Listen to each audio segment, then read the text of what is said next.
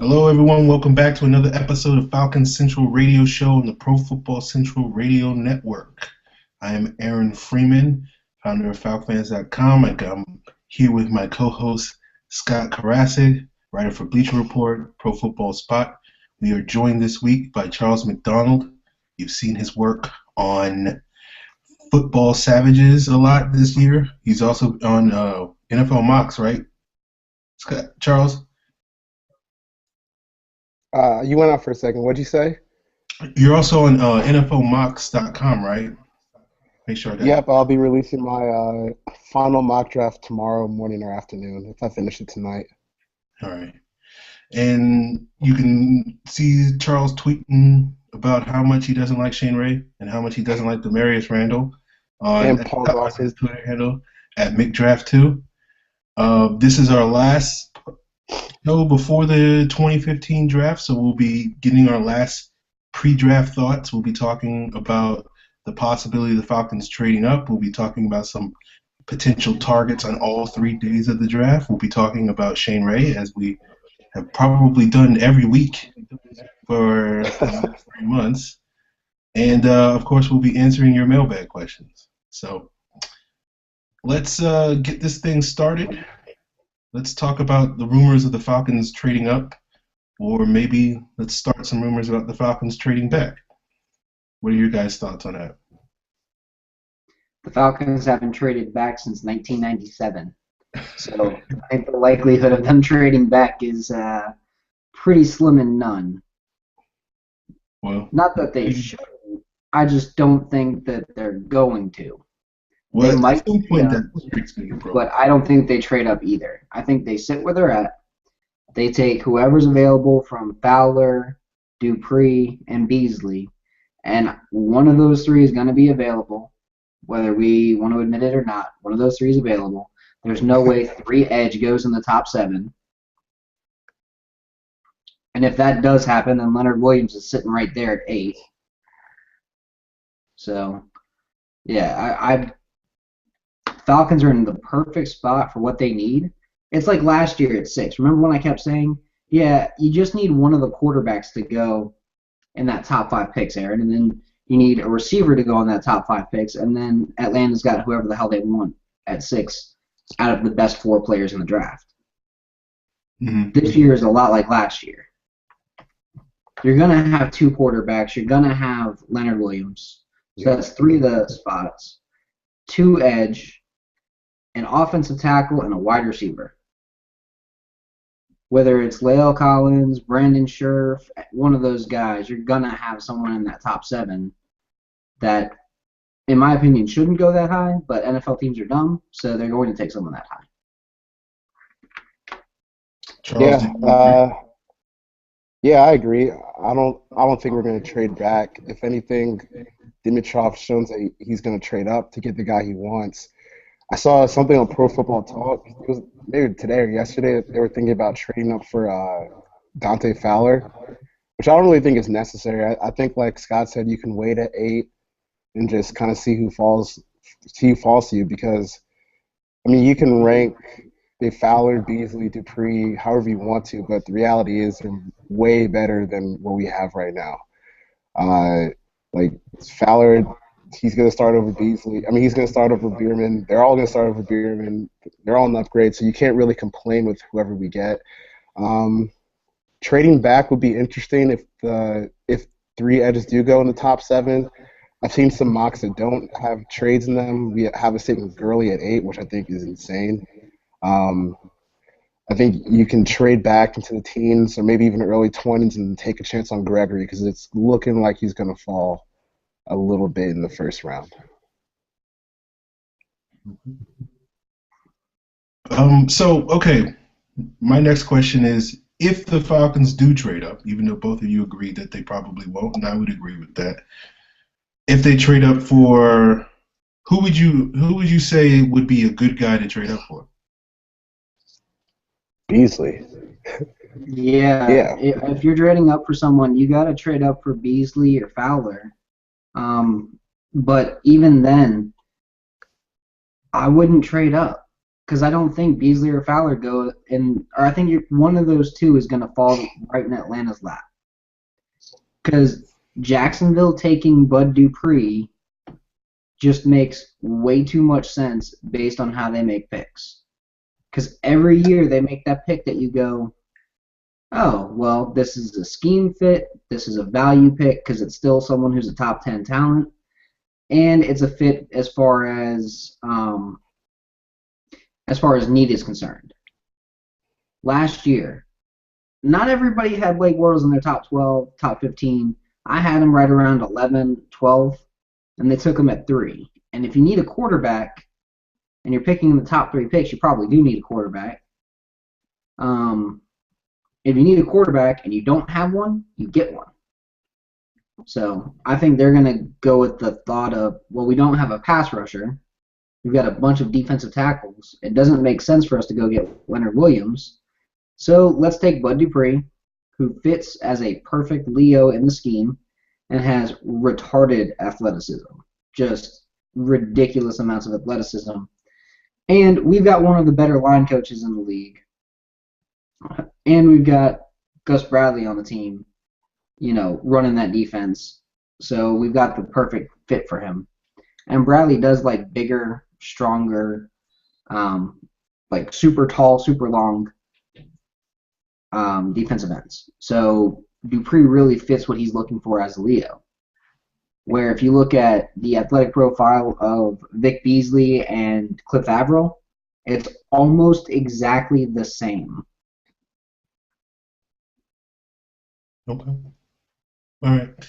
So I guess the next question I have is, okay, let's say the Falcons don't trade it. Let's say everything Scott's basically said already on this show comes true, and they can basically sit around and wait to 8 to get one of the top 3 pass rushers.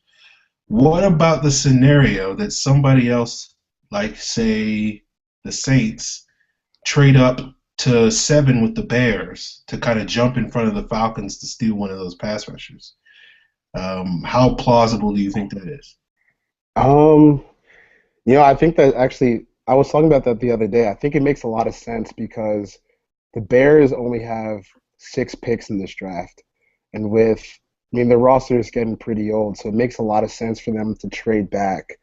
And, New Orleans, they have a little extra firepower with that extra first-round pick in this year's draft, so it makes a lot of sense for them to maybe trade up to 7 because they know we're taking a pass rusher. They need a pass rusher, so it makes a lot of sense for them to trade up to 7 and maybe grab whoever falls out of Dupree, Fowler, and Beasley. It would make me sick, but it's definitely plausible. Right. Okay. So, Charles, I guess you said Beasley's the guy that you want to trade up for. Yeah. Sorry, I'm just frustrated because I'm like, I'm not worried about the Saints trading up ahead of us. I'm worried about the Rams trading up ahead of us. And honestly, I'm not worried. I'm looking forward to it because they're thinking about giving up Michael Brockers in number 10 to move up to 7 to take Kevin White. That would be great. That would be amazing. I agree. But I guess, Charles, I'm curious, if we traded up for Fowler, like, would you be disappointed or would you just be like, eh? I'd be like, eh. I read a piece about this on Savages the other day. I think he's a really good all-around player, but I kind of question the upside he brings as a pass rusher in the NFL. He was a pretty good, not great pass rusher at Florida. He's definitely got to work on building his pass rush repertoire. But he'd definitely be a huge upgrade on our defense. You can't deny the physicality that he brings on a play in play out defense, play in play out. I just think our run defense, it wasn't awful last year. If you look at it in terms of yards per carry, we were actually ranked 14th in the league. And I think with the addition of Brooks Reed, Hageman's going to play better. And with this scheme, I think we have a legitimate shot to finish top 10 in the league in terms of rush defense, in terms of yards per carry. So it makes more sense to me to go get that guy who can be a 10-sack guy every year, and I don't know if Fowler is that guy. That's how I feel about Fowler. Okay. I've got kind of the backwards thought on that. I don't know if he's going to be a perfect run defender when he's facing left tackles all the time. I think he's going to be a good run defender, but I don't think he's going to be. I think he's going to get stonewalled a lot by the bigger, fatter left tackles in the league. And I'm more worried about that than I am his pass rush. I think his pass rush with the right coach, he's a 15-sack guy every year. He's Justin Houston with the right coach. Like his hands.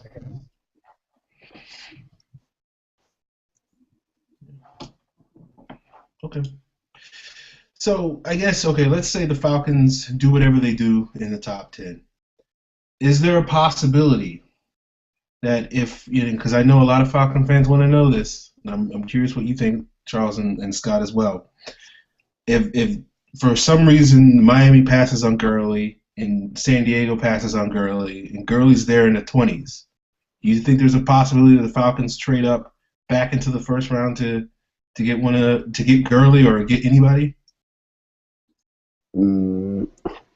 Probably not. I really think they're just going to stay put, at least in the early rounds, and just see who falls to them.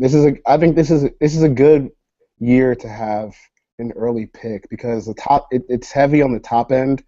But there's a lot of depth players that you can get in the second and third round. I don't really think they're going to trade back as much as some Falcon fans may want to. I don't really see Gurley playing for the Falcons next year.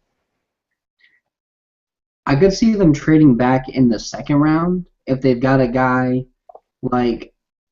if they've got a guard or a safety prospect that they like a little bit more than everybody else and they think they can get a pick. Similar to when they traded back for Lamar Holmes. They like Lamar Holmes, not a lot of other people did, so they could say, you know what, let's trade back, let's at least pick up another pick, and then see what we can do. Because I think they could recover basically that fifth-round pick that they lost last year. Say you trade back from 42 to 50, and say they take, Ali Marpet at 50, who they may love, but not everybody else in the league may love, as a left guard. And then they pick up a fifth-round pick next year and a sixth-round pick this year. A lot of fans would love that move. They'd understand taking a left guard right at 50, and then you'd still have a starting caliber player there. Okay. It's I think it's interesting that you mentioned Lamar Holmes because they basically knew they could trade back and get Lamar Holmes because he was a fourth-round pick. They knew he wasn't going to go in the third round. So that's sort of the attitude I think they would have if they traded back in the second round. They'd basically be picking a guy that most teams would see as a third-round pick, but they value as a second-round pick or so if they traded back. Yeah, and that's why I picked Ali Marpet's name out, is because I could see maybe 4 teams loving him in the second round, and all of them pick after pick 50. Yeah. Like Seattle and Washington, not Washington, Seattle, Cleveland, teams that run the zone scheme, Houston, but a lot of those teams don't need a guard, where Atlanta needs a guard. So he'd make a lot of sense for them. Absolutely. Charles, you got any more thoughts on possible trades that could be happening? We know the Falcons love to trade on draft day, so at some point they're going to trade, but when is it going to be, I guess? I think I was thinking about this earlier today. I have 3 linebackers that I think would be a pretty good scheme, pretty good fit in the scheme. Eric Kendricks, Stephon Anthony, and Bernard McKinney. If one of those guys starts falling towards the end of the second round, it wouldn't surprise me to see the Falcons go up and get one of those guys because I was talking to Justice Mosqueda. He thinks that Kendricks has fallen out of the top 50 picks. I don't know why, but if Kendricks falls that far, I think that would be kind of a no-brainer to go up and see if you can get him at the end of the second round. Uh, he's good. He's all right, but he's not like you can definitely upgrade a guy like Warlow, and if Kendricks or Anthony or McKinney fall to you, that'd be too good for me to pass up. Yeah, I'd be surprised if Kendricks, fell that far. I think he's like the safest linebacker in this draft. So do I, but NFL teams are dumb, so. There you go. Yep. You're going to see someone like Benardrick McKinney go right at the top of the second round because NFL teams are dumb. I'm not a fan of Benardrick McKinney, especially in coverage. I hate his coverage. He's just he's lost. Like Curtis Lofton coming out lost in coverage. That's pretty lost. Yeah. Yeah. Just has no idea what he's doing. He kind of Ricky Bobbies it out there. He'll grab a little too much, or he won't get in the way enough, and then he'll screw it up. And I'm not a fan of McKinney in coverage. And if you need a linebacker, and the biggest issue that your current linebacker there has is coverage, why? You're not solving the problem. Is what I'm saying. The whole point of the draft is to solve a problem and upgrade the position. Like if the Falcons went Stephon Anthony, Eric Kendricks, Shaq Thompson, and said, hey, we're drafting you. Now, if they draft Shaq Thompson, he's playing Will, and then you slide Durant over to middle. But either way, you're still upgrading the coverage aspect of that middle linebacker. I'll agree with you. Warlow's not great in coverage. The scheme does pull away a lot of the man responsibilities for the middle linebacker in coverage and basically says drop back into that mid zone. But, if you're going to upgrade him, at least you've got a guy on the roster in Durant who can play Mike.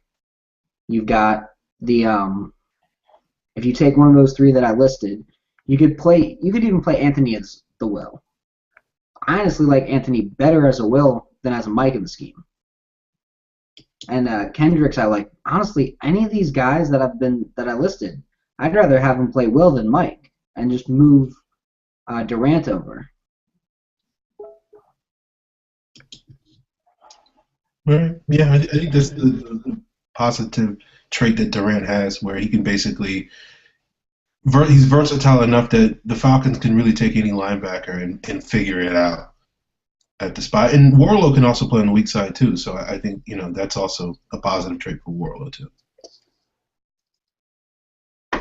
Yeah, it might be one of those things where they flip them, and then magically Warlow's better and Durant's better, but who the hell knows? Quinn's got something up his sleeve, and I've got a feeling that we're gonna find out in 2 days exactly what that is. And thank God the draft is in 2 days. Oh my God, I'm so sick. I'm just gonna leave it like right there. Thank God. I'm so ready for all the speculation and all the Todd Gurley homers and all of that just to end. I'm gonna laugh so hard if Todd Gurley falls to 42. I really am. Because I'm gonna be like, one, that's proof that the league does stupid ass shit all the time. And two, all these Georgia fans that were saying Gurley at 8, Gurley at 8, and I can go, no, you don't take a guy with an ACL injury in the first round. It doesn't make sense at running back. Then I'm be vindicated. So it'd be a nice combination of both. Like I could see Tevin Coleman sneaking into that back end of the first round with Dallas over Gurley just because Coleman has no weight. Coleman's basically ready right now. His issues were like nagging little things. His injury issues were nagging little things where Gurley's a friggin' ACL.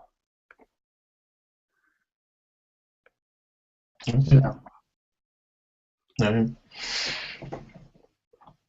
All right, guys.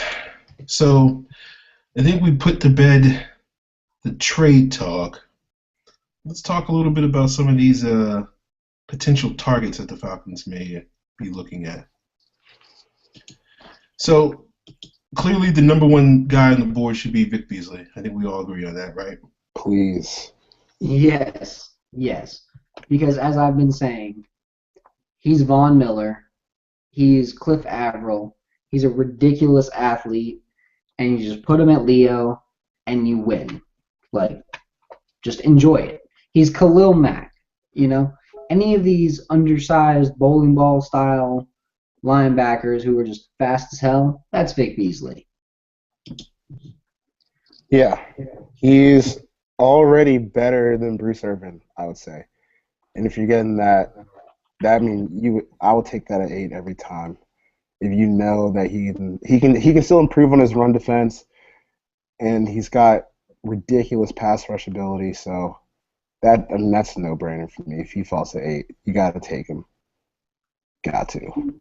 He belongs on this roster. Yes. He is a Dan Quinn kind of guy. Yeah, can't disagree with that. So I guess, if Beasley's one, who would you think, or who would you want the Falcons to put at 2, maybe 3, even 4 on the draft board? See, I've been debating between Fowler and Dupree. And don't get me wrong, love Dante Fowler, but I think for the Falcons scheme, Dupree might be a better fit. Yeah. Just because of the length, just because of the hand usage, he's got a couple of rough edges, but you can work those out if you've got a coach like Dan Quinn who says, hey, this is how you play football in the NFL. Here's what you need to do to fix it. Here's your tapes. Watch your tapes. Emulate this guy and this guy and this guy in the scheme. And just play like a bat out of hell. Yeah. I've been doing the same thing, debating between Fowler and Dupree. It's interesting because Dupree, he's got all the upside in the world. Like, this dude is just scratching the surface of how good he can be. But I can understand why the Falcons would take Fowler. He's a little bit more of a polished product. But Dupree, man, like, that athleticism is so rare, and I think I've questions where he is right now as a football player. I think he can still get better with his awareness of what the offensive line is trying to do to him. I think he can keep developing those pass rush moves, but I think we have the perfect coaching staff in place to try and get that, or to get him get him up to his full potential. And if you can really harness that athletic ability, we're talking about a guy who could really be an all-pro down the line. And that at 8, I can understand completely if they took him over Fowler or even Beasley, to be honest with you. Sean Merriman on roids. Yeah. That's what he could be. When Sean Merriman was on steroids and putting up 15 to 17 sacks a year and just destroying people in the run game and making the league basically his bitch, and he was going by lights out because he kept knocking guys out of games. That is Dupree's potential. That is what he could be. And correct me if I'm wrong, Aaron, but I remember you having a lot of man thirst for Sean Merriman back when he was that damn good. That's probably accurate. That's probably accurate. Roided out Sean Merriman, very high on the Aaron Freeman list of players he would like to play for the Falcons. So he was a beast, man. Yeah. Yeah, Dupree's an interesting player. I'm not a huge fan of Dupree. Like, I think, but I get why everybody else is a huge fan. Because as Charles said, that athleticism is ridiculous, and you're like, if you can just get him to be like 80% of the player that he athletically charts as, that's a really good NFL player. But I think right now he's really only at like 40% of the player that he athletically charts as. So like, you just kind of have to coach him up. And the worry I have is when you take these guys that are these super great athletes, doesn't always necessarily translate into them being great pass rushers.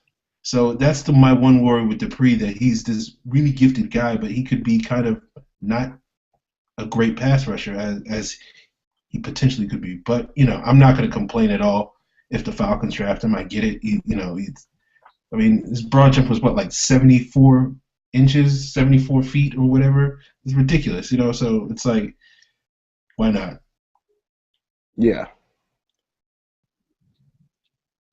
I mean, again, roided out Sean Merriman, I'll take that every day of the week. I know you will too. Yeah, I'm not going to complain about it. I miss watching that kind of disruption on the field on a Sunday. And if he could do it for the Falcons, then I'm not going to complain. That's why that potential. And again, I think if anybody out of any coach in this league could get anything out of him, it's Dan Quinn.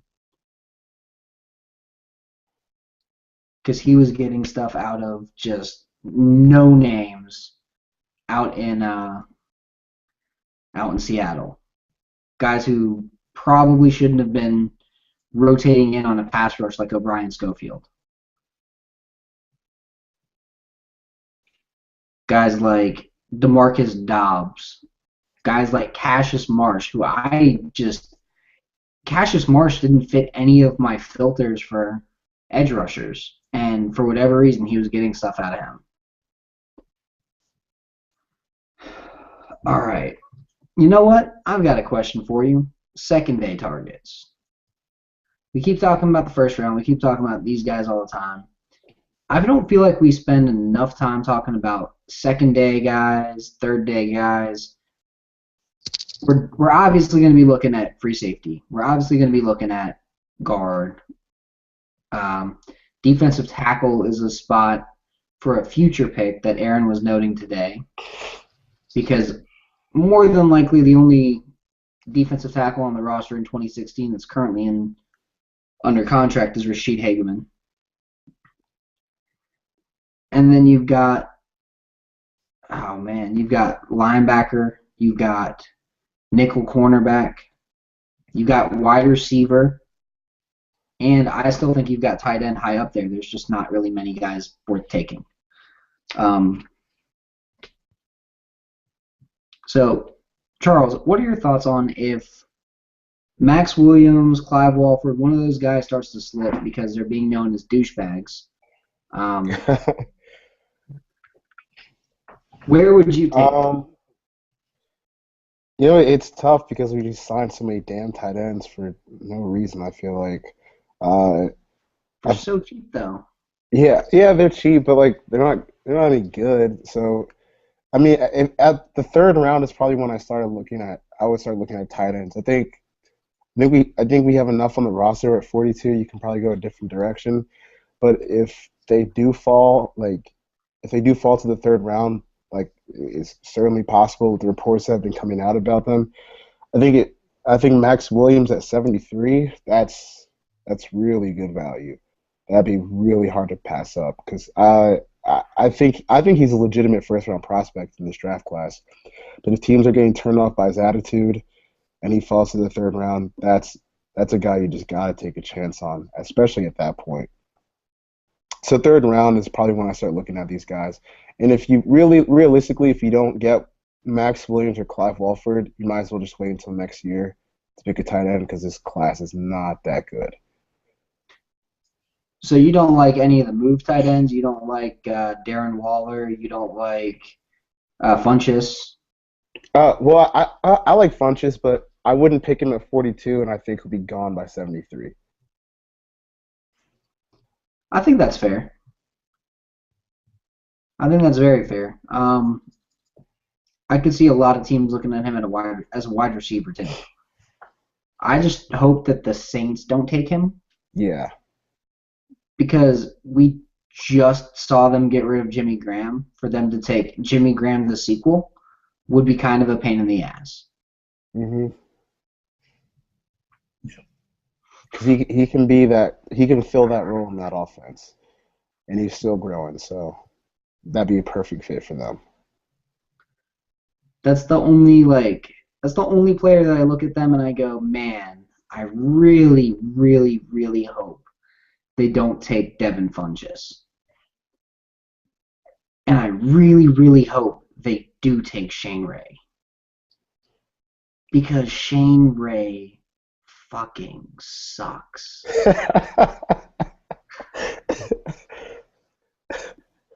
Like, all this thirst over a guy who wins the exact same way that Michael Sam did. Lining up in the wide 9 with inside moves, lining up with the wide 9, just firing straight off the ball. Like, unless Jim Washburn gets a hold of this kid, he's gonna fail. At least as a starter, he's going to fail. He is Croy Bierman at best. A mediocre run defender, a pass rusher who gets 4 to 5 sacks a year. He's a secret superstar on Pro Football Focus because he's always getting hits and hurries. But, woohoo. That means oh so much when you get plowed over by left tackles every single play. Yeah, it's weird that, I've only been a part of, draft Twitter since January, but it's weird that, we've already seen this before 2 years in a row, like the athletic or like the unproductive or the productive unathletic pass rusher. And in 2013 we had Jarvis Jones, 2014 we had Dee Ford, and now here we are again with Shane Ray in 2015, and people are still in love with the prototype, and we've seen that to really be an impact pass rusher in the NFL, you gotta be a plus athlete, and Shane Ray just isn't that, and he only wins one way, and his one way of winning isn't that applicable to the NFL. I don't know. I don't really get the hype. You run that wide 9 in the NFL every play, and an athletic NFL tackle versus the slow-ass Kentucky tackle or the slow-ass South Carolina right tackle, you're not going to even have a shot in the NFL against real NFL competition. Hell, you put Ryan Schrader up there against Shane Ray at right tackle, he's going to stonewall him all day. Yeah. All day long. Jake Matthews all day long. And I could see the Saints taking him and going, man, he's productive, he's great. And then him just busting there. Just because I don't think he's a great fit for the 3-4. And because they trust in Rob Ryan, and Rob Ryan's an idiot. Yeah. Let's hope for it happens at 13 or 31. We can only pray. We can only pray they take him at 13 because he should be a 4th-round prospect.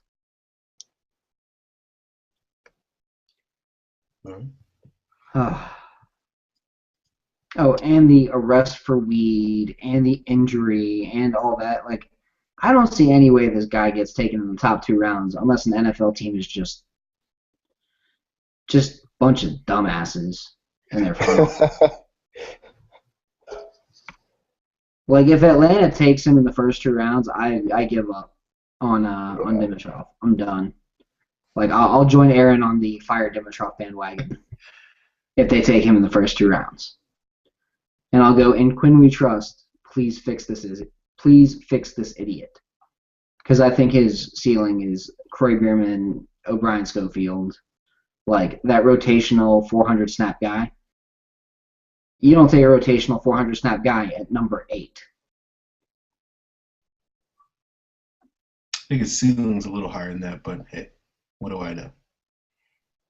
Okay, sorry. His ceiling is Croy Bierman, that rotational 650 snap guy who starts for you because you have no one better. Those 250 snaps matter, Scott. Yeah, when you're getting plowed over by Anthony Davis on the strong side every single play. Yeah, that really helped us in 2012. Mm-hmm. That really helped us in 2012. I loved watching Croy Bierman stand there and get juked out by Colin Kaepernick every single play. Or crash in on Kaepernick and have Kaepernick pitch it out to Gore. That was just absolutely amazing.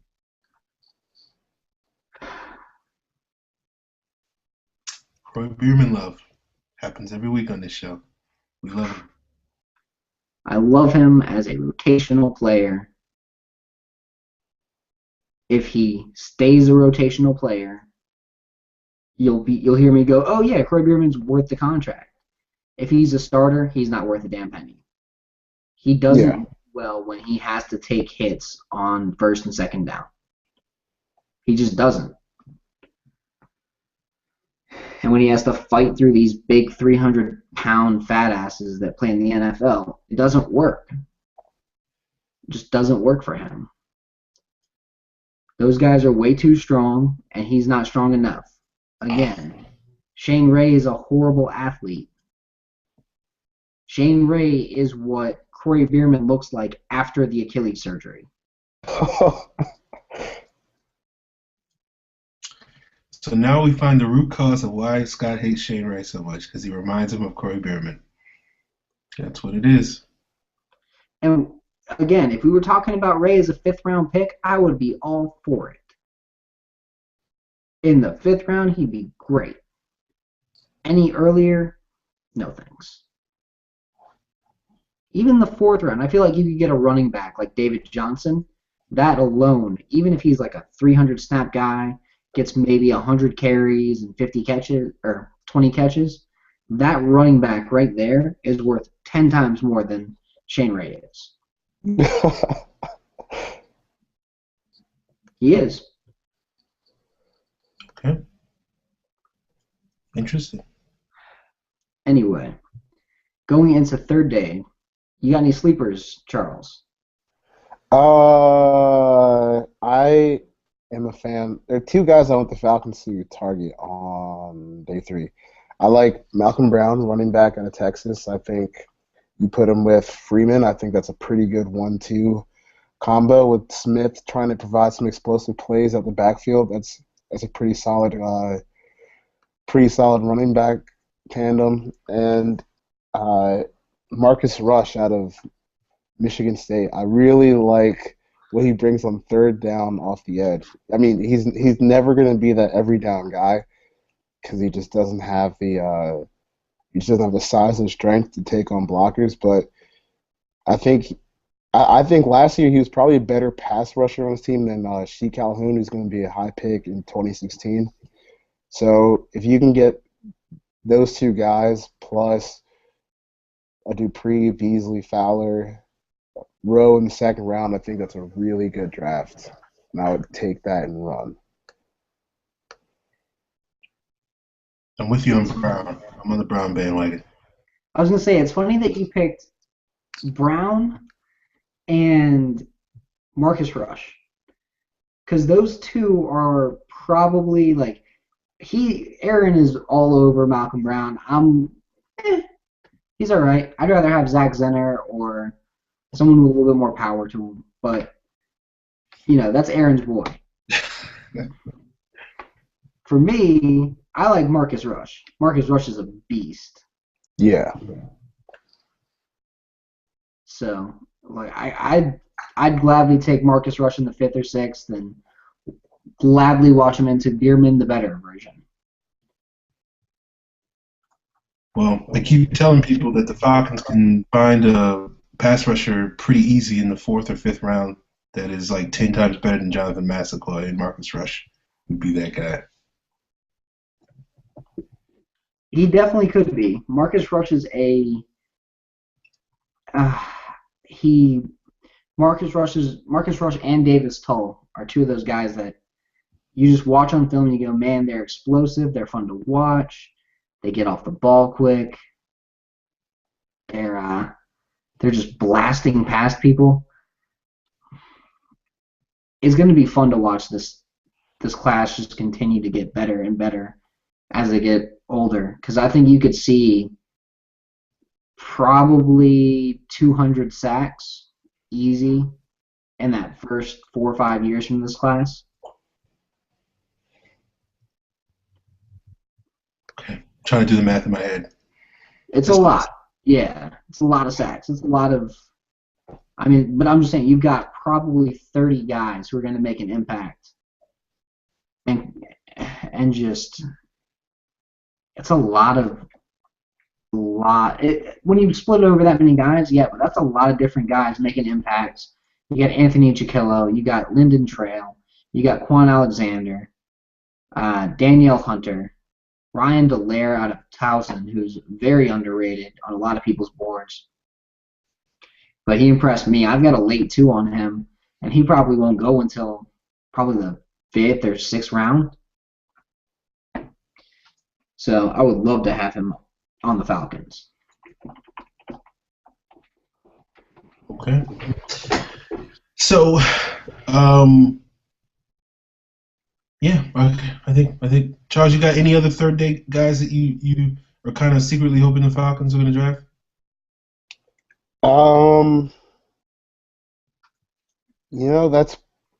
Those are the 2 guys that really come to mind. I can't think of anybody else. Scott says I'm frozen, so I'm about to drop out and come right back in a few seconds. All right. All right. Yeah, his screen froze up visually, but we got some sound. All right. All right. While we're doing that,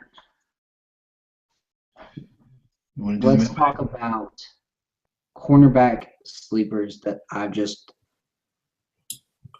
been looking into how the Seattle Seahawks look at 4 or 5 different traits, and it's those 4 or 5 traits that they love, and that's how they're getting these sleepers in the 6th or 7th round that are becoming, Richard Sherman, Byron Maxwell, Thorold Simon, all the specific body type that they have, because they're all the same guy. And then when you look at not just cornerback, they do it everywhere. Safety, their starter and their backup, it's like Earl Thomas and then a poor man's body type, build, athleticism of Earl Thomas. Cam Chancellor and then a poor man's version of Cam Chancellor. Bruce Irvin and then a poor man's Bruce Irvin behind him. So every position has that body type and that fit, and then a guy behind him who's almost exactly the same. So when Aaron, when you were saying, oh yeah, well, Croy Bierman and Brooks Reed are the same guy. Well, they might be, but Brooks Reed is the better version of Croy Bierman.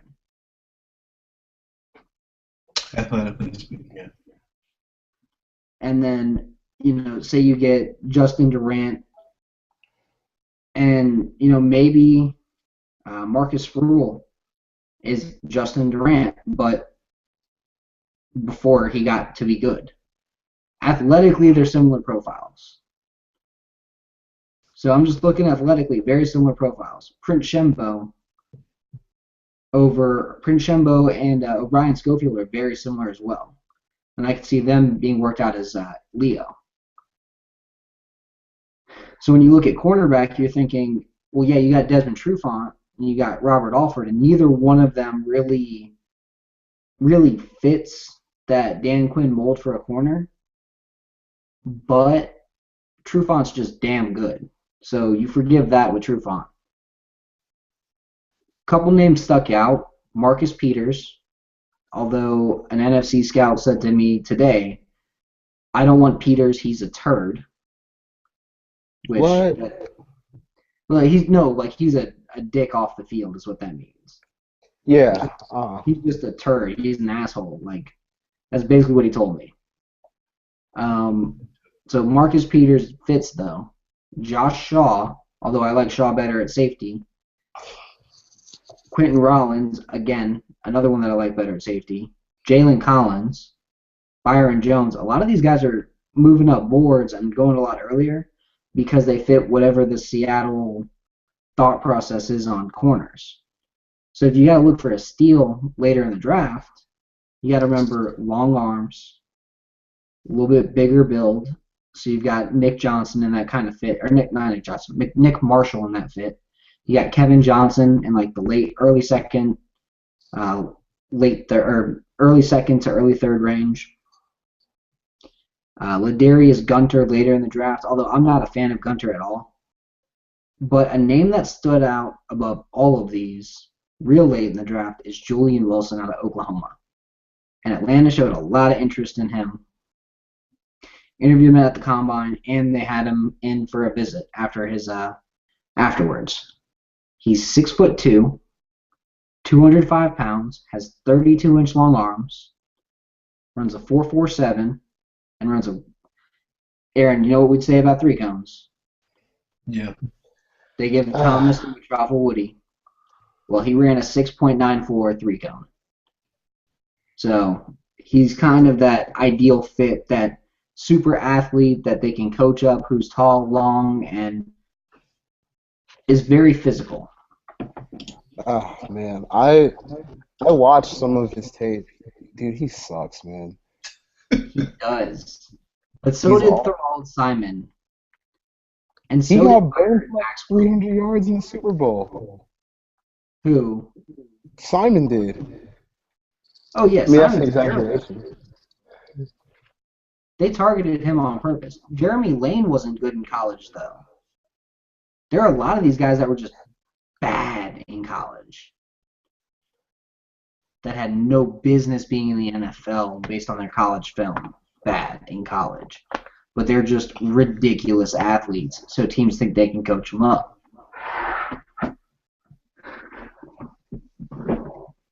It's going to be interesting. I think Trey Walker, the guy from is it West Texas, one of them schools? I don't know, one of them small schools. Texas Western, Texas Southern, whatever.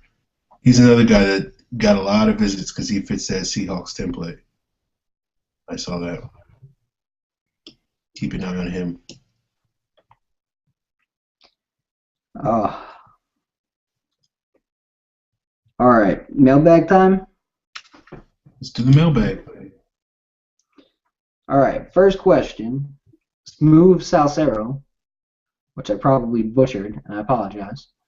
I've been against us getting a small back like Duke or Mike Davis, but I'm warming up to the idea. What are your thoughts? I wouldn't call Mike Davis a small back, but that's me. Yeah, I think he's pretty jacked for a small guy. I feel like he's a guy that's been gaining steam on Twitter recently. Yeah, he's not a bad back. He wouldn't really be on my wish list per se for the Falcons, but if you compare him with Freeman, that's again not a bad 1-2 combo for the zone blocking scheme. He had a pretty good showing at his pro day, if I'm not mistaken. So he could be interesting. Yeah.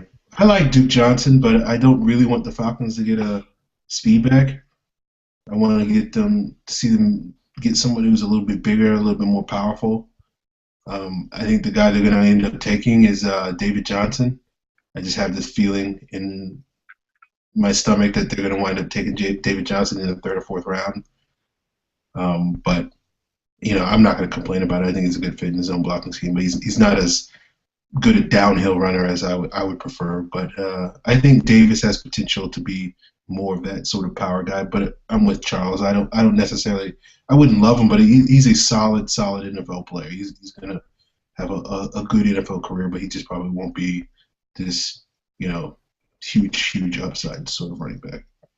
Maybe I just watched a lot of Mike Davis in South Carolina to be like, man, I really like this kid. And maybe it was because it's a little bit of Stockholm syndrome there. But I enjoy watching Mike Davis. He reminds me a lot of Michael Turner back when Michael Turner was, I don't know, good. Before the cheeseburgers. So Michael Turner, BC.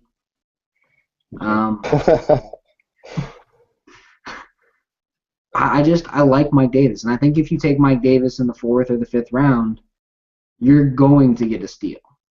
He's a really good back. Athletically, he's a lot higher testing than you'd expect. I mean, and I don't see a 217-pound running back as small. I mean, I don't see that as a small back. Yeah, he's short. He's 5'9", whatever. A 5'9", 220-pound back is a bowling ball. And Michael Turner was a bowling ball. He's just a more compact version of Turner. He's built more like Maurice Jones-Drew than he is Michael Turner. But he runs like Turner. So Turner couldn't move. Yeah. But I'm with you on David Johnson. I think out of all these backs, I think he's the guy that Atlanta lines up with as well. And fourth round would be perfect. Although Jay Ajayi, if he's there at the top of the third, and I know Aaron's sitting here going, Scott's about to say take a third-round running back. But yes, I am saying take a third-round running back in Jay Ajayi. Take him, enjoy your new Clinton Portis, enjoy having your running back position very well stocked for the next 3 years between Ajayi and Devontae Freeman. And then when Freeman's contract runs out, draft the next guy. And then when Ajayi's, extension after this year ends, or after his first contract ends, then you get your next guy. Because you're not going to sign to a huge money deal or a long, huge money deal just because he's a running back and he's already got a knee condition that they're worried about. But I would love to see Ajayi in the third round.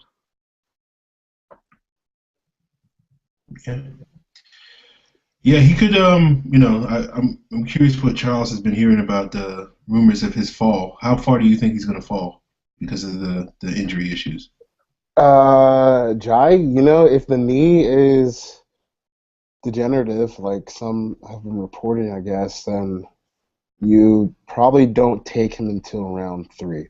And that's just strictly based off his talent. Running back, it's probably a one contract position anyway, especially if you plan on going with a committee. So if you can get a talented guy like Ajayi in the third round, it sounds harsh, but kind of just use him up for that contract and find a new guy after 4 years.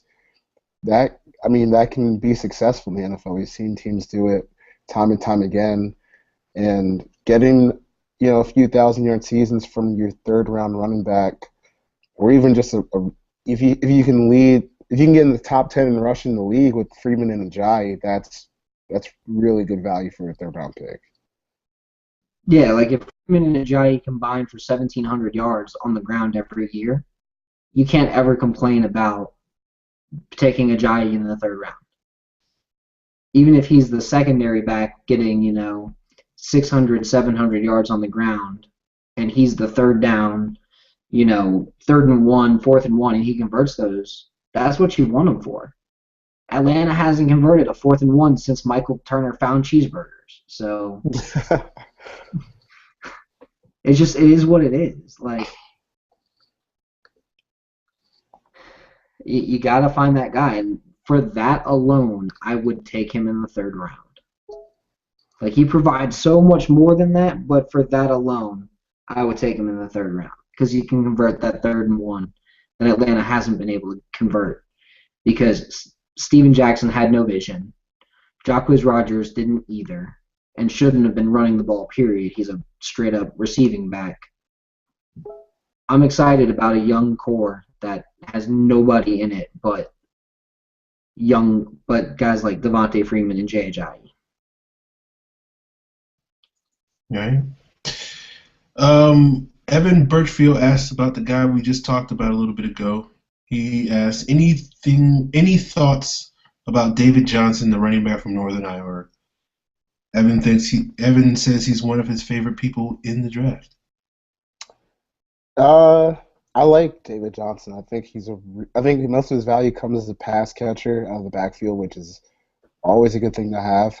I think I question about how much his ability to run in between the tackles will translate to the NFL. But if for some reason Freeman shows us here he can't handle third down capabilities, that's a really good asset to have in David Johnson because his biggest strength to me is his pass catching, and if you can get him on the field in third down and you're converting those situations, that's huge in games. So the way I look at it is if you use Devontae Freeman like the way the Falcons used Work Done back in 2004 to 2006, where he was getting the primary first and second down carries. He was, pass blocking on those downs. He was going out for passes on those downs. And then on third downs, you bring in a bigger back like David Johnson, who gets that 3rd and 1, that 4th and 1, but can catch out of the backfield, can block. That alone is worth a 4th-round pick, too. I mean, you've got just the versatility of having 2 guys who can catch, run, and block. And yet, I know not Mike Shanahan, Kyle Shanahan keeps saying a running back's first job is to run the ball. Well, yeah, but you still want a guy who can give you versatility out of the backfield. Yeah, I got similar thoughts on Johnson. I'm with Charles. I do wonder about his ability to run between the tackles, but obviously we're running an outside zone scheme. I guess my only real complaint about Johnson isn't really a complaint about Johnson. I just think he's really basically a better version of Devontae Freeman in terms of his fit in the offense. Like Charles says, I think he's a really good pass catcher. I think he's more of an outside runner. I think he's quicker, faster, more explosive than Devontae. And it's sort of just kind of, so I think for those reasons, like I wouldn't complain about the Falcons drafting David Johnson because I think, by year's end he could be the number 1 running back on the team. But it's just kind of like you're just kind of getting a better version of Devontae Freeman. He's bigger, but he's not like a power runner or anything. But, he could probably hold up a little bit better to the punishment of, being a 16-game starter than Devontae. So I guess, with Johnson, I'm like, I like him, but I'm like, you kind of already have that player on your team. Get somebody that's different, I'm always a big believer that when you draft players, you draft guys that bring something new to the table, unlike, picks like Akeem Dent, where you're basically just drafting a poor man's Curtis Lofton, and you're like, you already have Curtis Lofton. Why are you drafting someone who's not as good as Curtis Lofton? I don't know, but that's the Falcons for you, so we'll see what happens. All right. Looks like the next question we have, again from Smooth Salsero. What's the latest round we can pick up a left guard and still get starting quality? Is it imperative that we get one in rounds 2 or 3? I'm going to let y'all go on this one first. It's a big need, but I'm not sure where you land a guy that's going to be a consistent, capable performer. Marpet's good because I know that's probably where you're going to go with this. I would not take him at 42. I would take him at 73, but I don't know if he falls that far because I can't see him getting past like Seattle at the end of the 2nd round. I think that's a perfect fit for him, perfect fit for that team. I think 42 is a bit high, and I think we have other needs that we should fill before left guard, even though it's a hole. It's tough for me to spend a pretty high 2nd round pick on a D3 left guard. I don't know how you guys feel about it, but that's how I feel about it. Charles, Scott and I have argued about this a little bit. Historically speaking, small school offensive linemen tend to suck early in their NFL careers. Yeah. So, you're basically, if you draft Marpet, you're basically saying he's the exception to the rule, which is possible, certainly. Larry Allen's like the last small school guy that was really good right away in the NFL that I can think of. I think to answer Smooth Salcero's question, I think you can wait to the 4th round and get a guy that can start. I don't know if the Falcons necessarily are going to get a guy, regardless of where they draft him, that's going to start and be good right away. I don't think we're going to be drafting like Kevin Zeitler or anybody like that. I think we just kind of like we hope we get a guy who's decent this year as a rookie. That isn't terrible, Isn't J.R. Sweezy, his rookie year, and you just kind of hope that they get better with time. I think the Falcons made a gamble when they cut Justin Blaylock, and I think left guard might be a position that might be a weakness this year. But we'll see how it works out. Well, Blaylock's still out there, so you could always bring him back. It's not like he's out there saying, "Oh, hey, they cut me. They don't want me at all. I'm screwed." I'm sure if Atlanta wanted to bring him back, he'd come right back. Hope so. And yeah, small school guys don't always do well. It's a tough transition from D3. But when I saw Marpet at the Senior Bowl, he didn't seem to have any issues holding off Danny Shelton in practice all week. All week. He lost maybe 2 times, and Shelton, again, Danny Shelton, first-round pick. Ali Marpet, D3 guy from Hobart College that nobody knew about going into the week. It's fair, I guess, if you believe Shelton's a first-round pick. Yep. I believe Shelton's a second-round pick because Ali Marpet showed that he was a second-round pick. I also believe that Ali Marpet's a second-round pick because he held up very well against everybody at the Senior Bowl, which is like playing NFL backups right now. Okay. And I'm not saying he's going to come in and be gangbusters or ridiculously amazing his first year, but I think he'll be serviceable. I think he'll be better than, Justin Blake. Well, yeah, about what Justin Blaylock was his rookie year. Justin Blaylock was terrible his rookie year, so. Yeah, Justin Blaylock was terrible in certain aspects. He was a good run blocker, he was a good pass blocker, but he was an awful run blocker. And I think early on in Marpet's career, you're going to see the same kind of thing. And then he'll develop into an above-average run blocker and one of the better pass-blocking left guards in the league. But Yeah. I just feel like I don't know how much he's going to be able to offer from day one. And if you're picking a guy that high in the second round, I'm looking for a guy who's going to make an impact in his rookie year. And I just question how much he brings to the table from day one. Yeah, I think Marpet will get there eventually. I just know historically, pretty much every small school guy from whether it's FCS, whether it's D2, whether it's D3, like he's drafted early in the NFL draft, is terrible as a rookie. And you're like, this is why you don't draft small school guy offensive linemen early. Like if you're gonna draft small school guys, draft wide receivers and cornerbacks, and that's really about it. Like everybody else generally stinks from small schools. Running backs, I guess.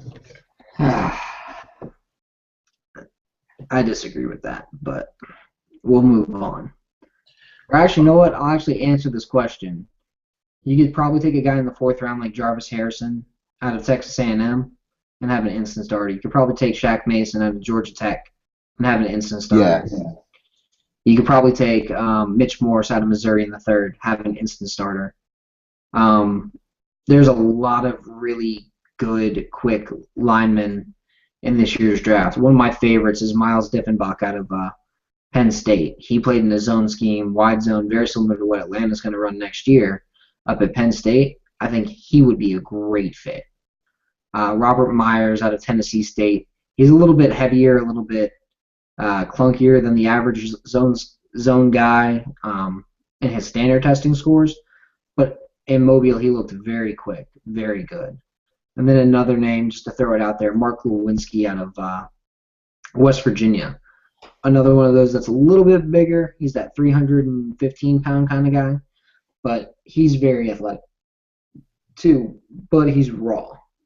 So there's talent out there. There's a lot of guys who could be extremely good with the right kind of seasoning in the NFL, but you have to put the work in with the player. Otherwise, you're going to wind up with, just another, who was it? Roberto Garza type guy who never saw his potential in Atlanta and then had to get cut from like 2 other teams to do well with Chicago. Well, the other positive thing for the Falcons left guard is they probably can get a starting caliber left guard in the 7th round because basically all you have to do is beat out Mike Person, and because Sam Baker's going to be injured by the time training camp happens, so Sam Baker's going to be cut by the time training camp happens. Perhaps. I think. Well, they moved the deadline up to May 12th. That June 2nd deadline is now May 12th. And I think we could very well see Tyson Jackson and Sam Baker cut on that day just to get it over with. And because I don't think either one of them is really worth keeping.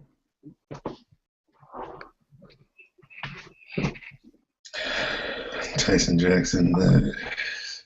We should have a ban on that dude's name being mentioned on this show.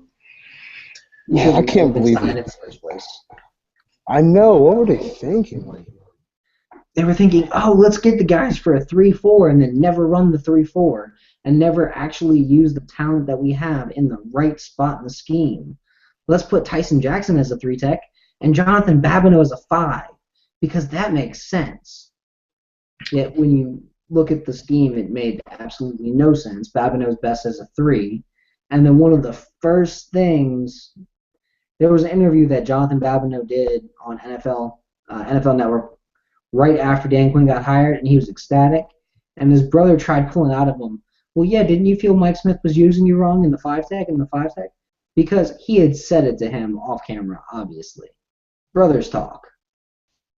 But when your brother sits there and goes, well, yeah, throw your old coach under the bus, that you wanted to play 3-tech, and you kept telling me this.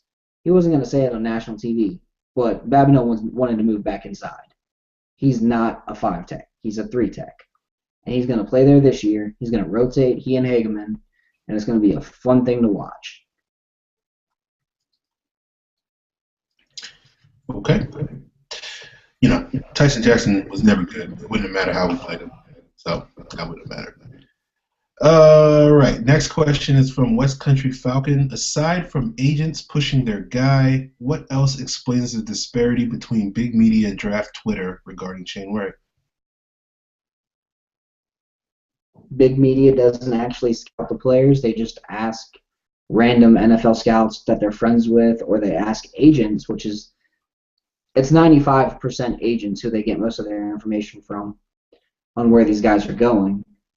So they go, oh, well, this guy's going this high? Okay, cool. But if you look into Mel Kiper's, just research Mel Kiper agent, and you'll see a whole bunch of articles where he's a shill, he's being accused of being a shill for multiple different agents. When you're friends with a bunch of agents, you might pump up a couple guys that you probably shouldn't. So, draft Twitter goes in. We don't give a crap who the agent is. We don't give a crap who the player is. We go in. We look at it. We see the guy. If the guy's good, we'll say he's good. If the guy sucks, we'll say he sucks. We don't always agree either. There are some guys on draft Twitter that love Shane Ray. I don't know why, but they love him. There's 5 or 6 guys who absolutely think he's a first-round pick. But even they don't think he's a top 10 pick. So, again, that's agent shilling for the player. I don't really buy that. I think there's a lot of people that are actually scouts that are actually watch tape from big media that like Shane Ray. I don't necessarily think that means they're right or anything. But the thing about scouting is it's all subjective. Certain traits people value differently. You can look at a player and one person can look at it and say, oh, well, he does A, B, and C well. I really think that's important. And another person will say, well, he doesn't do X, Y, and Z well, and that means he sucks. And that's kind of the process of evaluation. So I don't think it's necessarily agents pushing their guys why people like Shane Ray. I just think it's, because people like guys that are productive. They like guys that play in the SEC. They like guys that play, fast and have a good motor. That's a lot of boxes that get checked for normal pass rushers. Does that mean that Shane Ray's going to be good? No, that's not what I'm saying. But, I think it's, people have legitimate reasons for liking Shane Ray, and people have legitimate reasons for not. So I don't really buy the whole it's agents pushing the guy. For Ian Rappaport maybe, but not for people that have been in the business for years and years. For Mel Kiper and Todd McShay, yeah. Okay. How does what about Daniel Jeremiah? What about Mike Mayock? What about Rob Ray? Those guys are legit scouts. They are. I just don't see what they see in him. And a lot of those guys go based off of old evals and do one pass.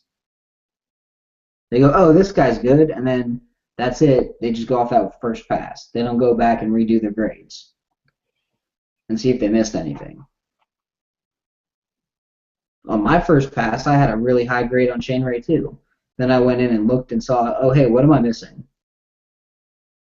And I was like, ugh. He only wins this way. He only wins this one way in this one spot. Yeah. Or if you put him at 3-tech, which in the NFL, he's not winning at 3-tech.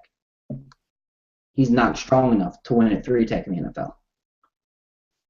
You put him up against Evan Mathis, and he's going to have his ass in the dirt every play that he lines up against Evan Mathis in 3-tech. Hell, you put him up against Trey Turner in a 3-tech, and he's going to have his ass in the dirt. Or you put him up against John Asamoah, he's going to have his ass in the dirt. So I'm not a fan of his talent. And then I've been talking with a bunch of scouts. I've yet to find a scout say that Shane Ray had top 20 talent. I've yet to find one. So. All right. JD Beast asks, which player in this entire draft class do the Falcons love and will pick at some point in rounds 1 through 7? Pretty much, you're banking on this player to become a Falcon. That's a tough one. I'm going to say David Johnson again. I think he's the guy. If I had to put money on it, I feel at some point the Falcons are going to end up with Josh Shaw. I like that. I feel like at some point, whether it's the 3rd round or the 4th round, I feel like Josh Shaw just makes too much sense, and it's kind of a reverse of the whole, Earl Thomas is the top 10 pick and Cam Chancellor is the mid-round pick. Shaw would be the mid-round pick in this situation, and William Moore would be the high-round pick. But I feel like if you had Shaw and William Moore back there, you'd have 2 complementary players that don't miss tackles, or at least William Moore shouldn't miss tackles anymore, and that just really fit their role well within the scheme. Because Shaw can play that deep third extremely well, and the more I watch him, the more I go, this guy is a first-round talent who's going to fall because he's a moron and fell out of the fucking window. He's really good. Like, he's so damn good. He's just an idiot for running from the cops and falling out of a window.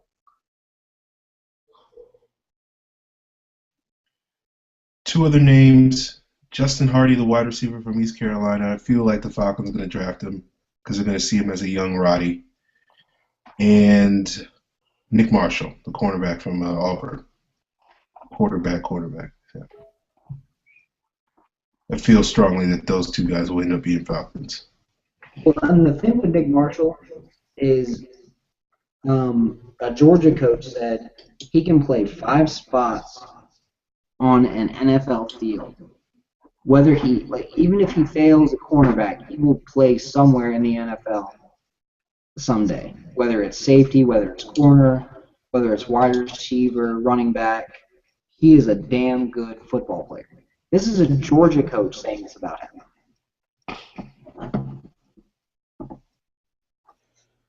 Yep. All right, we got another one from JD Beast. He asks, apparently Lamar Holmes trimmed down. Any chance he can play left guard?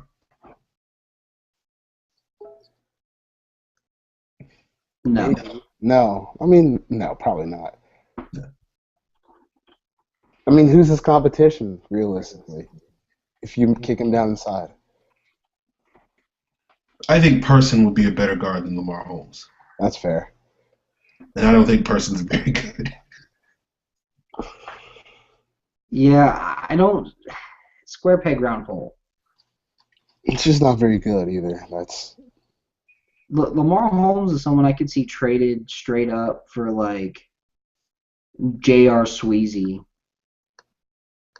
or not J.R. Sweet. Let's go to Washington. Tom Compton. I could see Lamar Holmes and Tom Compton being traded straight up for each other, and it making a lot of sense for both teams. Because Gruden likes the more powerful blockers, and Compton doesn't really fit that. Compton's more of a zone blocker. But even still, you're talking about a backup for a backup. Because Washington's going to take the guy in the top, probably in the top 5 picks, like Brandon Scherf to play right tackle. He should. The offensive line is terrible. It just makes too much sense. And it helps the Falcons.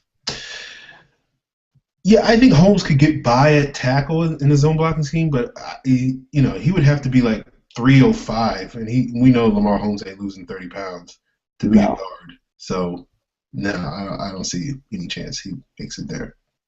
I asked Deanna, and she said he's probably closer to 315 right now, which for Lamar is a nice weight loss. Yeah, it's very good for him. All right. Evan Birchfield asks, any thoughts on the voluntary mini camp that took place today? No. I mean, it's the first day of mini camp. There's not really much to say about it. Yeah, that's my answer. That's why I'm laughing. That's my answer. No, I got nothing. Nice pics. I like the pictures that they released, but that's about it. Yeah. It's minicamp. Who the hell cares? Let me know when we get to training camp. We got all 90 guys there, all 90 guys healthy. That's what I'm worried about. Yeah. All right. Josh Gomez asks, any chance the Falcons draft another tight end? I'd put it in the 90s. Yeah, I'd put it right up there. Either I could see them taking a guy like Blake Bell or Darren Waller late as a developmental guy, or they're going to go with one of the bigger guys in the second or third round. I don't see any way they don't go with a tight end at some point. You can't trust Levine Toilolo, Jacob Tammy, and Tony Moyaki is your top 3. And if Mickey Schuler beats out Tony Moyaki, like you're 6 and 1/2 dozen in the other. Unless Moyaki turns back into the guy he was as a rookie, you don't really have anything there. You guys are sleeping on Jacob Tammy, man. Don't sleep on Jacob Tammy. 60 catches this year. Lock it up. 60 for like 500 yards. Yeah, that's probably. Oh, so he's giving us that Tony Gonzalez style, like last year production. Is that what you're saying? Yeah. Hey, I'm slow. Hey, I'm open. Throw me the ball. I don't know how Tony Gonzalez kept getting so wide open. He wasn't getting open. He was just winning in traffic every time.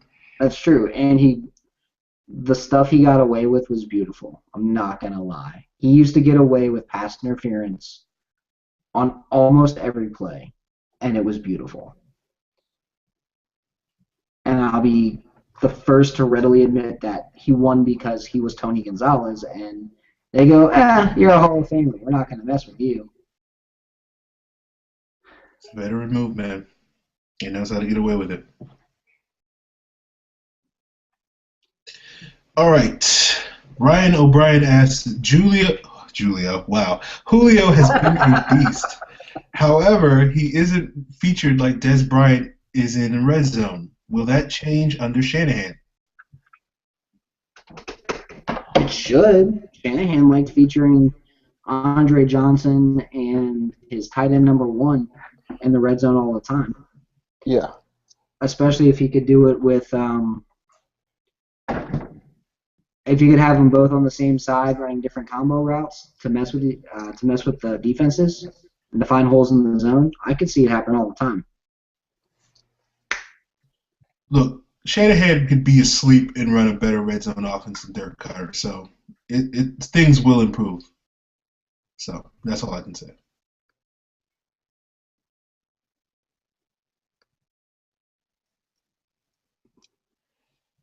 Yeah.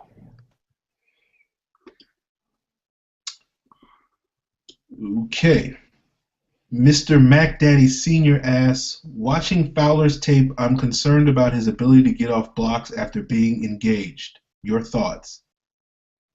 You can learn hand usage. You can learn how to fight at the line. You can learn how to go, hey, this is this guy's weight, let's throw it this way. There's certain things you can't teach. You can teach a guy how to get better with his hands. If you get Fowler's hands up, again, he could be that Justin Houston type. I'm not saying he's a perfect prospect. There's no such thing as a perfect prospect in any draft. Every prospect has a chance of busting. Andrew Luck. If Andrew Luck would have gone to, say, Tennessee instead of Indianapolis that year, with how horrible their offensive line was, he could have been David Carr. I'd say Tennessee's got a better football team around, would put a better football team around Andrew Luck than Indianapolis has, but that's just me. I agree wholeheartedly because Ryan Grigson's an idiot. But, that's why a lot of people think Demarius Randall's going in the first round. Because Ryan Grigson's an idiot who would actually do that.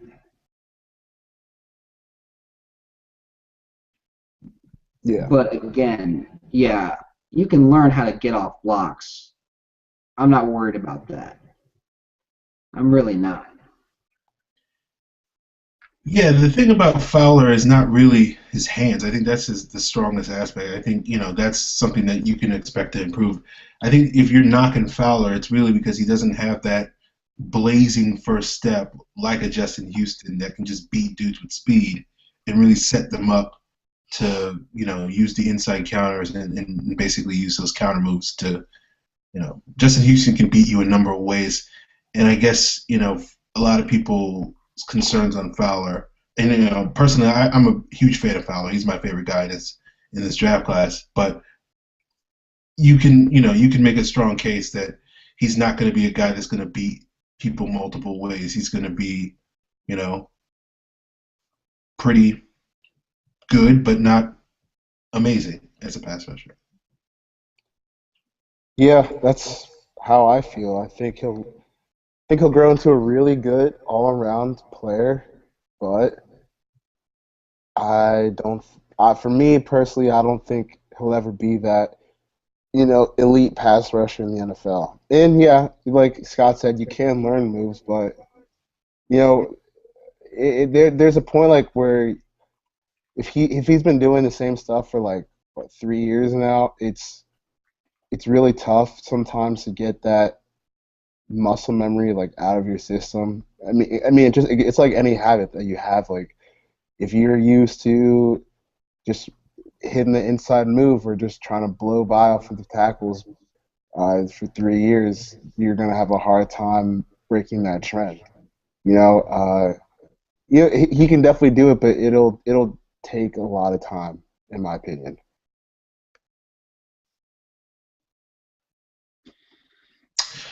Jake Biddett, Dirty Bird Jake, asks, which positions do you sacrifice in this draft to wait and legitimately address in 2016?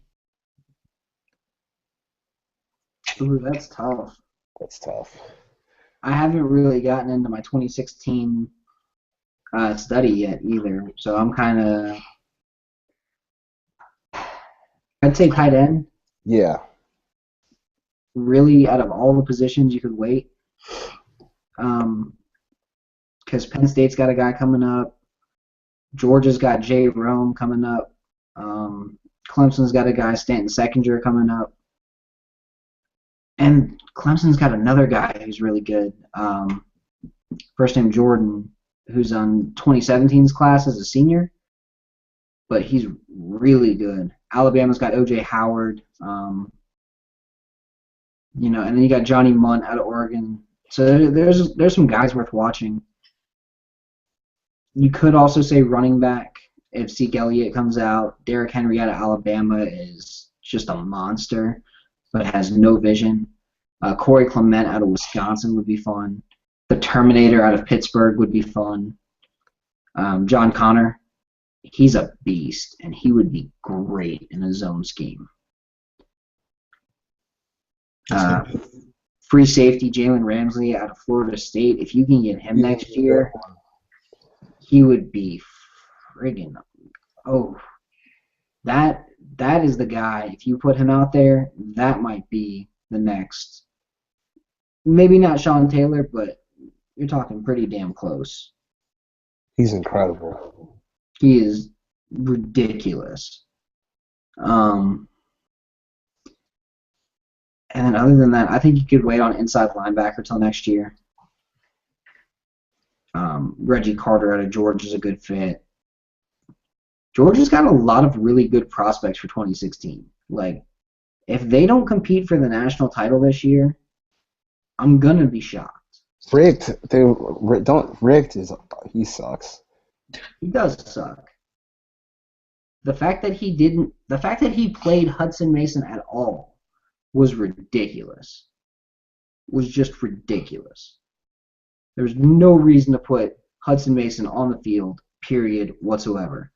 And Aaron may hate me for saying this, but you could wait a year for wide receiver too.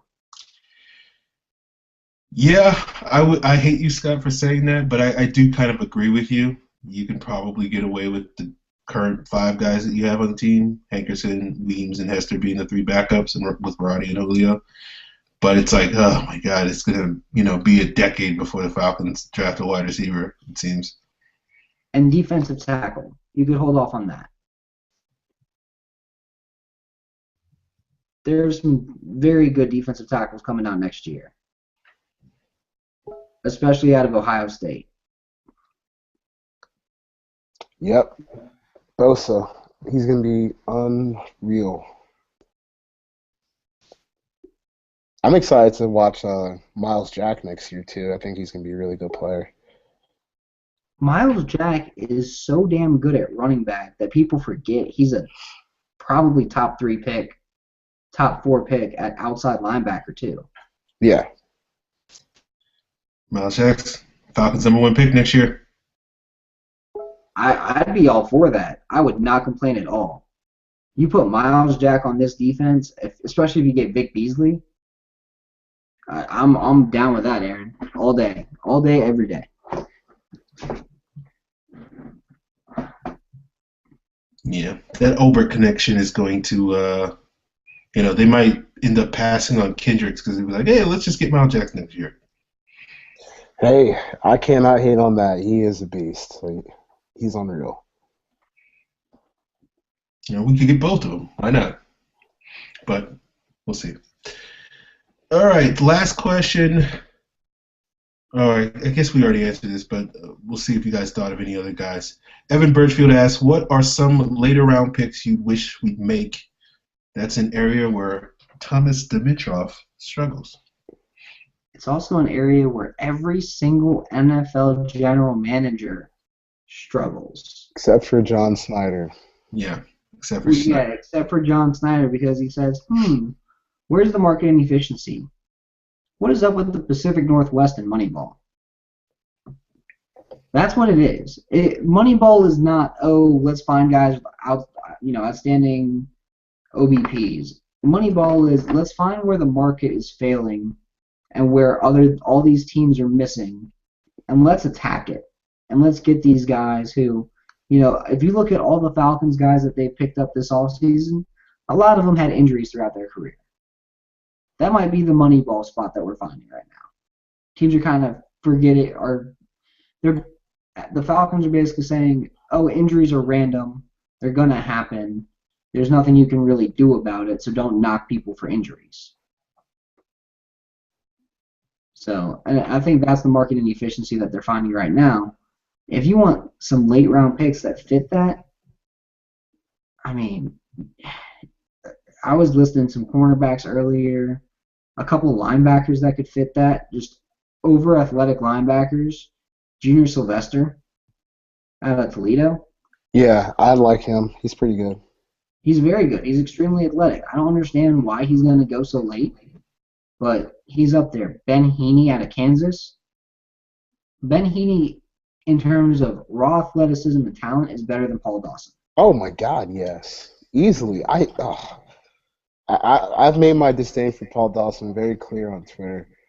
I mean, at least Heaney can be someone you can turn to a run and chase linebacker. He's gonna get killed by linebackers, but I mean not by linebackers, by linemen and fullbacks and tight ends. But he can run at least. It's better than Paul Dawson can do.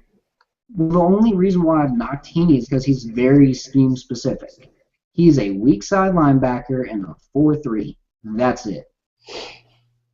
You protect him, you have guys in front of him to eat blockers, and he's good. Let him flow and have fun. Another guy is Bryce Hager out of Baylor. I think he could be an excellent middle linebacker in the right scheme. Interior defensive lineman, Rakeem Nunez-Roches, which is just a fun name to say, out of Southern Miss. He's Corey Peters. Like he's totally Corey Peters part 2. And then Angelo Blackson out of Auburn, who's just massive. Charles, you got any late round guys that you want to throw out there that you think? I like Rakeem Nunez. I think he's a really disruptive player. You know, he held up pretty well against Alabama, which is impressive for, I guess, not one of the major Power 5 conferences. I like kind of like Anthony Harris out of UVA safety. I don't know how great of a fit he is for cover 3, but he can play. But my big guy that I would love for the Falcons to get in the 6th or 7th round would be Terry Williams, nose tackle, ECU. This kid is just a beast. Like he's like 6 feet 345, 350, but he's got rare movement skills for a guy that big. And if you can get him rotating in with Soliai and maybe even eventually take over for him, that would be a huge get for the Falcons, in my opinion. I love Terry Williams. If he just wasn't such a dumbass off the field. If he's smart off the field, he's going like early 2nd round, maybe even cracking late 1st. He's that good to me. Yeah, he's just. You just want to go up to him and just smack him as hard as you can upside the back of the head and just like, what the hell are you thinking? You have millions of dollars on the table if you're just not a fuckhead. So don't be a fuckhead. Don't be a dumbass and just go out there and play hard and stop being a dick.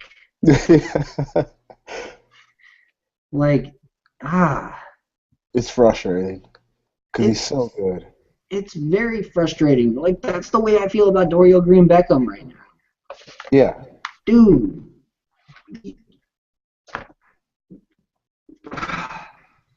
He could be AJ Green level good.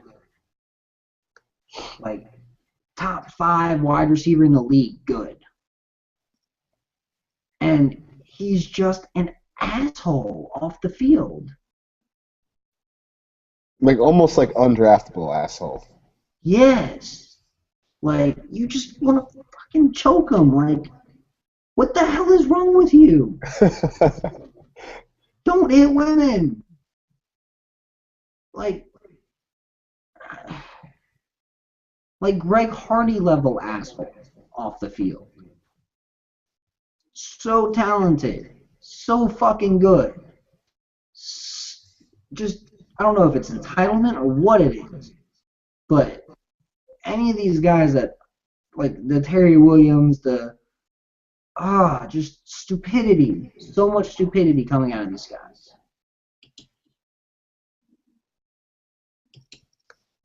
And Paul Dawson's probably the same way, because his coaches hate him.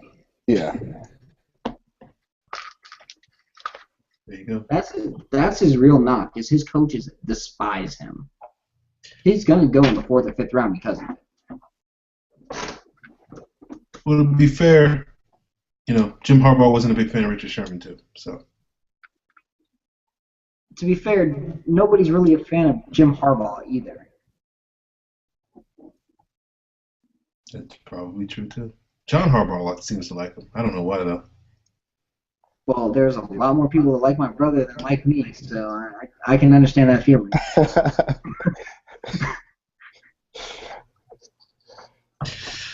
All right, folks, that is another Falcon Central radio show. We want to thank Charles for joining us on this show. You can find Charles tweeting on Twitter at McDraft2. You will probably be hearing Charles next week on the Falcons Fans podcast because we're going to try to have him on to review the Falcons draft class. Yep. So I'm really kind of hoping that the Falcons draft Shane Ray just so I can see what Charles has to say about it. I'm deleting my Twitter if that happens. If they draft him at 8, I'm gone. AP's gonna laugh forever. Now, what happens if the Falcons draft Shane Ray in the 5th? Oh, we're all gonna laugh because we're all gonna be like, well, all right, like you can't argue. He's got talent for the 5th. Yeah. Yes. Oh, also, my friend Ben Nathan and I have started up a podcast called Draft Thoughts. You can find us on Twitter at Draft Thoughts, DARAFTTHOTS. Yes, we know thoughts like thoughts. It's on Football Savages if you don't want to follow us on Twitter. Charles, what else you got coming up this weekend for the draft? Mock draft. Might try to get another Draft Thoughts episode in, and big fight. Pacquiao Mayweather. That's definitely on my agenda this weekend. I hope Mayweather gets his ass knocked out. Same here. Yeah. Pro Pacquiao.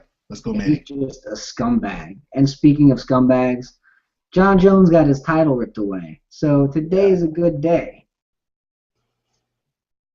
He's a scumbag. He's a true scumbag. How are you going to get popped for cocaine 3 weeks before a fight, not have your title stripped before the fight, not get banned from fighting before the fight? I don't know. Something there just kind of skeeved me out. And then when this hit and run with a pregnant lady happened, I was like, oh, he's done. I was so happy when that happened. Not that he got a hit and run with a pregnant lady, but the fact that he screwed up again. I was like, oh, he screwed up again. Yep, John Jones is done. He needs to go to rehab. He needs to get his shit together. He needs to pay off that pregnant lady. And then he needs to get his ass clean and get back to fighting. So, Scott, who do you like less, Shane Ray or John Jones? Oh, no, I actually like John Jones as a fighter. I just don't like him as a person. Okay. Where it's probably flipped for Shane Ray. I kind of like Shane Ray as a person. I've got nothing against. Shane Ray as a fighter or as a football player, I don't want him on my team. If I'm actively rooting for a guy to get selected by the Saints, that should tell you what I think about him as a football player. There you go. Folks, be sure to follow Scott on Twitter at Scott Karasik. I'm sure, Scott, you got any last draft things you're going to be writing and posting before the draft?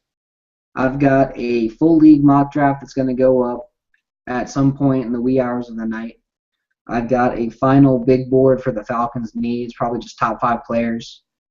And then I'm going to have a mock draft for just the Falcons on Thursday morning. That's going to be sent out. Okay. I'm on Twitter at FalcFans. I will be posting the Falcons' defensive needs tomorrow. I know I'm late on that. And I'll be probably putting one more mock draft up on Thursday.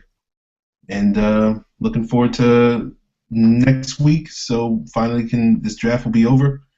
And it'll be like, oh, well, now we can actually talk about people that are actually Falcons and not guys that are playing for other teams that we've been talking about for 4 months. And we'll know about the undrafted free agents by then, too. Oh, yeah. Yeah. So.